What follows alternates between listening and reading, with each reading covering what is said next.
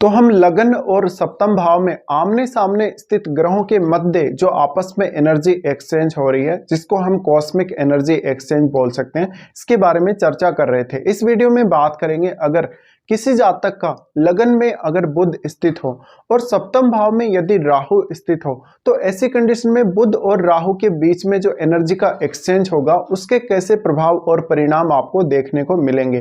देखिए, सबसे पहले तो आपको ये देखना जरूरी है कि बुध के साथ यहाँ केतु भी स्थित होंगे। तो यहाँ पर नॉर्मली अगर देखा जाए तो राहु और केतु दोनों ही एक दूसरे से ऑपोजिट एनर्जीज हैं और बुध का जो प्रभाव है वो राहु पर पड़ेगा और राहु का प्रभाव बुध पर पड़ेगा। ऐसी कंडीशन में आपको बहुत ही मिश्रित परिणाम मिल सकते हैं। यहाँ पे क्योंकि अब केतु का प्रभाव भी बहुत ज़्यादा स्ट्रॉन्ग है, तो इस केस में आप केतु को बिल्कुल भी इग्नोर नहीं कर सकते, क्योंकि राहु और केतु दोनों ही बहुत ज़्यादा एक्सट्रीम एनर्जी हैं और एक्सट्रीम एनर्जी होने की वजह से जिस भी ग्रह के साथ ये स्थित होते हैं उस पर बहुत ही गहरा प्रभाव डालते हैं। तो हम ये बोल सकते हैं कि अब आपको ये देखना पड़ेगा क्या बुध वक्री है, और वक्री बुध नॉर्मली अगर देखा जाए तो ज़्यादा अच्छा साबित होता है, बट वहाँ पे कुछ और भी चीज़ें हैं, कुछ नेगेटिव रिजल्ट्स भी हैं और कुछ बहुत ज़्यादा पॉजिटिव रिजल्ट्स भी हैं जब केतु के साथ बुध का युति हो रहा होता है। इस केस में आपको देखना पड़ेगा केतु कितना क्लोज है बुध के, क्योंकि केतु का थोड़ा सा प्रभाव भी बुध के जो रिजल्ट है उनको काफ़ी ज़्यादा बदल सकता है। और सामने से सप्तम भाव से जो राहु की दृष्टि बुध पर पड़ रही है, तो राहु आपका कितना स्ट्रांग है, तो आपको देखना पड़ेगा कि आपके लगन पर या सप्तम भाव पर किसी अन्य ग्रह का प्रभाव है या नहीं है। अगर किसी भी अन्य ग्रह का प्रभाव हो तो रिजल्ट में काफी ज्यादा बदलाव आ सकता है। तो देखिए, सबसे पहले तो जब इस प्रकार की स्थिति बनती है कि आपके बुध और केतु लगन में स्थित होते हैं, तो इस केस में केतु जो है वो आपको स्पिरिचुअल क्षेत्र में बहुत ज्यादा ऊंचाइयां दे देते हैं। साथ साथ में आपको जो भी अकल्ट से रिलेटेड फील्ड है, जहां पर बहुत मिस्टीरियस चीजें होती हैं, या कोई भी आप रिसर्च ले लीजिए, या आप कोई भी जो अकल्ट के फील्ड में कोई भी ज्ञान से संबंधित शाखा है, उससे रिलेटेड आपको एक्सप्लोर करने में मदद मिलेगी। हमेशा नई चीज़ों को आप सामने लेकर आ पाएंगे, आप बहुत गहनता से अकल्ट के फील्ड में उतर पाएंगे, आप बहुत अच्छे से अध्ययन कर पाएंगे। बट यहाँ पे क्योंकि केतु जब भी इस प्रकार की स्थिति में होते हैं वो बुध के गुणों को एब्जॉर्ब भी करते हैं। तो ऐसे में जो बुध आपको चीजें दे रहे हैं, जो आपकी पर्सनैलिटी में बुध चीजें डिपॉजिट कर रहे हैं, जो अपना कारकत्व आपको दे रहे हैं, उससे संबंधित कभी कभी आपके मन में बहुत ज्यादा भ्रांति उत्पन्न हो सकती है। कभी कभी आपको बहुत ही कमी फील हो सकती है बुध से रिलेटेड कारकत्व में। तो ऐसे में आप अपने इंटेलिजेंस, अपनी खुद की क्षमताओं पर बहुत ज्यादा डाउट करने लगेंगे, आप अपने डिसीजन पर डाउट करने लगेंगे। आपका जो एजुकेशनल कैरियर है वो नो डाउट बहुत अच्छा रहेगा आपको, लेकिन हमेशा बहुत गहराई से सोचना, बहुत गहराई से सोच समझकर निर्णय लेना, साथ साथ में आपको कुछ नया एक्सप्लोर करने में हमेशा ही रुचि रहेगी। बट जिस फील्ड में आपको एक्चुअल में जाना चाहिए, कभी कभी आप ऐसा गलत निर्णय ले सकते हैं कि आप किसी डिफरेंट फील्ड को चुन सकते हैं, जिससे आपका जो मेंटल हार्डवर्क है वो काफी ज्यादा बढ़ जाएगा।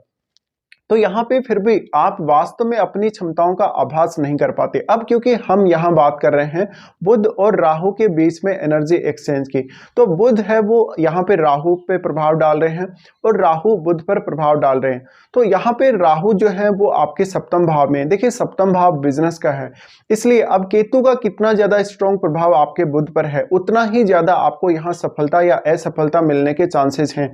क्योंकि नॉर्मली केतु का जो प्रभाव है बुध पर, वो ज्यादातर केस में आपको अब अच्छा नहीं देखने को मिलेगा। अगर आप धन की बात करें, जीवन में सारे भौतिक सुख सुविधाएं, या इंटेलिजेंस की बात करें, या वाक शक्ति की बात करें, या बिजनेस में सक्सेस की बात करें, तो ऐसे में आपके अंदर बहुत ज़्यादा इंटेलिजेंस होने के बावजूद भी, बहुत ज़्यादा क्षमताएं होने के बावजूद भी, उन क्षमताओं का फायदा दूसरे लोग उठाएंगे, क्योंकि सप्तम भाव में राहु है और राहु आपके साथ चीट करेगा। ऐसी कंडीशन में जो भी लोग आपको मिलेंगे, जो भी लोग आपकी लाइफ में आएंगे, संभावना यह है कि वो आपकी काबिलियत का फायदा उठाएंगे, बल्कि आप अपनी क्षमताओं और काबिलियत का फायदा उठाने में असमर्थ रहेंगे, क्योंकि आप अपने ऊपर ही डाउट करने लगते हैं। साथ साथ में बुध है वो ड्युअलिटी को रिप्रेजेंट करते हैं, तो हमेशा आपके मन में ऐसी स्थिति रहेगी जहां पर आप काफी ज्यादा कंफ्यूज हैं, दो ऑप्शंस को लेके बहुत ज्यादा कंफ्यूज हैं किसी भी विषय में कि आपको कौन सा चुनना है, आपको ए चुनना है या आपको बी चुनना है।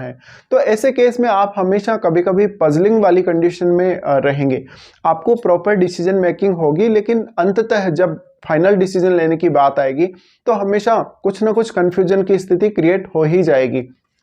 तो यहाँ पे आप नॉर्मली क्या कर सकते हैं, आप यहाँ पे अगर बुध ज़्यादा अच्छा है तो बुध का प्रभाव अच्छा पड़ेगा। इस केस में कुछ हद तक आपको मदद मिलेगी राहु से, और बुध पर राहु का प्रभाव है।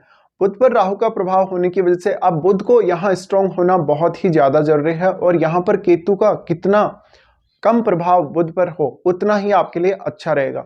तो नो डाउट आप बहुत ज़्यादा इंटेलिजेंट रहेंगे, आपका कम्युनिकेशन स्किल और आप में बहुत ज़्यादा और भी मल्टीटास्किंग क्षमताएं रहेंगी आपके अंदर, बट आप कैसे उनका उपयोग कर सकते हैं, तो इसमें आप राहु की मदद ले सकते हैं। बट राहु बहुत जल्दी छल कर देता है, ऐसे में आपको अपने बिजनेस, अपने जीवन साथी, इन सब से काफ़ी ज़्यादा सावधान रहना चाहिए।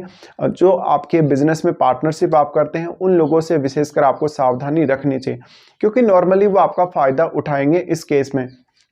तो हमेशा ही आपको एक जीवन में कन्फ्यूजन जैसी स्थिति क्रिएट होती रहेगी बार बार, और आप ओवर थिंक भी करेंगे। इस वजह से बार बार आप कुछ ना कुछ नया निष्कर्ष निकालने के लिए या बहुत ही गहरी गहरी सोच आप रखेंगे, बट वास्तव में जब फाइनल डिसीजन पर आएंगे तब आपको कोई ना कोई कन्फ्यूजन क्रिएट हो जाएगा। इसी प्रकार से बुध क्योंकि वाणी के ग्रह हैं, वाणी के ग्रह होने की वजह से कभी कभी ऐसा भी होगा जब आपने कोई अच्छा डिसीजन ले लिया और जब आप किसी से बातचीत कर रहे हैं, किसी से कन्वर्सेशन कर रहे हैं, ऐसे में बात आपके गले तक तो आ रही है, लेकिन जब आप बोल रहे हैं तो आपकी या तो जुबान फिसल जाती है, या वो जो बात आप एक्सप्लेन करना चाहते हैं जिस वे में, उस वे में वो बात सामने आ नहीं पाती। तो यहाँ पे अब राहु का बहुत ही स्ट्रॉन्ग इम्पैक्ट बुध पर है, और ऐसे केस में आपको खुद पर ज़्यादा से ज़्यादा फोकस करना चाहिए, खुद की काबिलियत को ज़्यादा से ज़्यादा एक्सप्लोर करना चाहिए। तो यहाँ पे नॉर्मली अगर देखा जाए तो बुध हैं, उनकी जो क्वालिटीज़ हैं, राहु आपको इसमें ज़रूर मदद कर सकते हैं बढ़ाने के लिए। तो ऐसे में बुध की जो क्वालिटीज़ हैं उनको आप अपने खुद के बल पे ही बढ़ाएं, आप किसी और की मदद ना लें। आप बुध को ज़्यादा से ज़्यादा एक्सप्लोर करें, और आप यहाँ पर राहु की ज़्यादा से ज़्यादा मदद ले सकते हैं। साथ में किसी भी अगर शुभ ग्रह की दृष्टि आपके लगन पर हो तो इस केस में आपको और अच्छी मदद मिल सकती है। जैसे बृहस्पति जैसा ग्रह अगर आपके लगन को देख रहा हो तो ऐसी कंडीशन में और अच्छी संभावना है कि आप बुध से संबंधित जो काबिलियत आपको मिली है उसको एक्सप्लोर कर पाएंगे। तो यहाँ पे बहुत ही ज़्यादा कन्फ्यूजन की स्थिति है, यहाँ पर बहुत ज़्यादा ऐसी स्थिति है, बहुत मिस्टीरियस स्थिति आपकी लाइफ में डेवलप हो जाती है राहु और बुध के बीच में आपस में एनर्जी एक्सचेंज होने की वजह से। बट यहाँ पे बिजनेस में कभी कभी बहुत ज़्यादा सक्सेस मिलने और लाइफ में बहुत ही ऑप्टिमम लेवल या बहुत ही हायर लेवल तक जाने के आपके चांसेस बन सकते हैं। बट देखा जाए तो आप जब डाउनफॉल आएगा तो सडनली नीचे भी आ जाएंगे। तो ऐसी कंडीशन में आपको हमेशा राहु से सावधान रहना है, आपको केतु को एक्सप्लोर करना है। केतु को एक्सप्लोर करने से आपको काफ़ी फायदे मिलेंगे, आपको बहुत गहराई से सोचने समझने की क्षमता मिलेगी, आपको वास्तव में अपनी काबिलियत पर भी भरोसा हो जाएगा। तो ये कुछ परिणाम रहेंगे जब भी राहु और बुध आपस में एनर्जी एक्सचेंज कर रहे हों और बुध आपके लगन में हो और राहु आपके सप्तम भाव में।